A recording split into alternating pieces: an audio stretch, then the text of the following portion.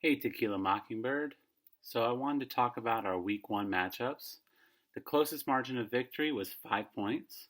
This happened in two matchups, Alyssa versus Israel and Steph versus David. 7 players scored over 30 points. Devontae Adams, Josh Jacobs, Calvin Ridley, Russell Wilson, Adam Thielen, and Aaron Rodgers. The winners of the matchups this week were Paris, Steph, Alyssa, Caesar, Axel, and Joe. Now, in the Steph versus David matchup, here's what kind of happened. Carson Wentz underperformed in his matchup with Washington, underscoring his projection. Like I said, Devontae Adams scored over 40 points. David played Deshaun Jackson over Will Fuller at the last minute, much to his dismay. Now, David's running backs played above their projections, which were pretty good. Russell Wilson played really well against Atlanta. Leonard Fournette didn't play up to what Steph had expected. Mark Andrews put up really big numbers for Steph, over 20 points. And Alvin Kamara did what Alvin Kamara does in scoring Steph 23.7 points. Alyssa and Israel's matchup, CMC did CMC things. Aaron Rodgers was on Israel's bench and scored 30 points. Deshaun Watson played up to his expectations on Thursday against Kansas City. And even with the George Kittle injury, he underproduced, but it was still a close matchup. Alyssa's running backs didn't play above the projection, but Calvin Ridley balled out. It was a tough week for the tight ends in this matchup. They both underperformed. The Patriots' defense was spectacular for Alyssa. Nyheim Hines balled out on Alyssa's bench for almost 30 points.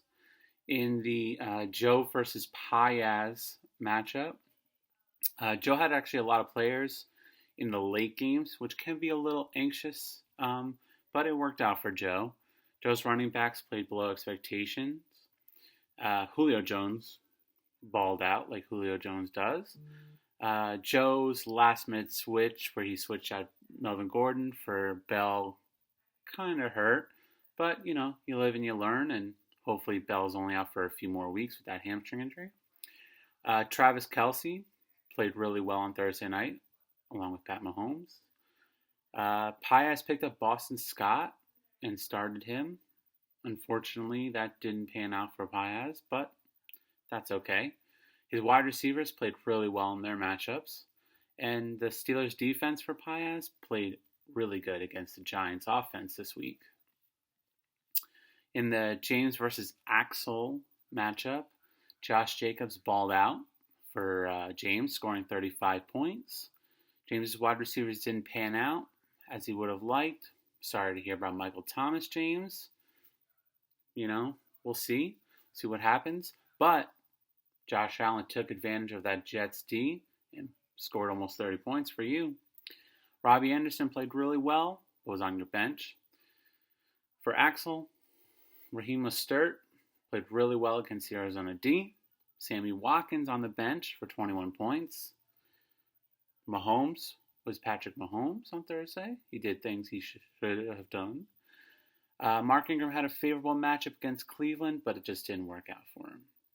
In the Caesar versus Tej matchup, Lamar Jackson balled out for 27 points. He did what he had to do. James Conner got injured. High ankle sprain, possibly high ankle sprain. We'll see. Hopefully he's okay. The Ravens clobbered the Browns, allowing only 6 points. Gronk and Brady did not connect enough for Tej's dismay. But Brady did play pretty well against New Orleans for 20 points.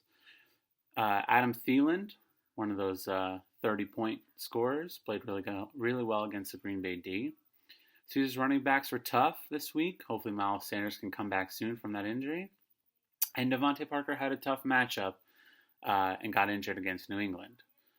For the John versus Paris matchup, Dalvin Cook scored me 21 points. He did Dalvin Cook things. J.K. Dobbins played well, but was on my bench. Jamison Crowder, last-minute replacement for Kenny Galladay, got me 25 points. My defense and kicker They didn't pan out. But Zeke played really well against the Rams for Paris. Chris Carson balled out, unexpected for Paris, and Paris had really won the matchup on Sunday, so really he could kind of just relax and cruise for Monday night. Tyreek Hill and Dak played really well, but under their expectations and projections. So now that week one is over, I hope everyone had a good week, win or lose, and hope they're looking forward to their week two matchups. There were 0 positive COVID tests week one in the NFL, which is a really good sign. We saw a lot of lower body injuries this week, but hoping everyone gets healthy and gets healthy fast. And I'm hoping that there's going to be even more close matchups next week, and onward. I hope everyone had a fun week and are looking forward to next week and the rest of the season. Have a great night, guys.